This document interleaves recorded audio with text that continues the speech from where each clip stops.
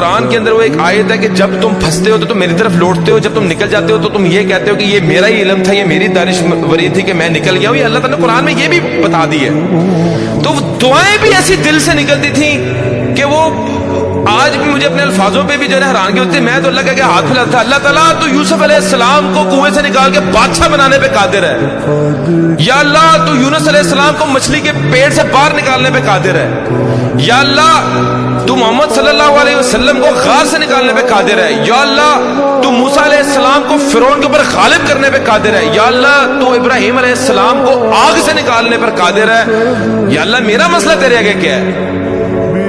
1.5 مہینہ مجھے آج بھی یاد ہے، 1.5 مہینہ، اور جس چنگل میں پھنسا تھا وہاں سے آزاد ہو گئی. میری 100% ریکوری ہو گئی،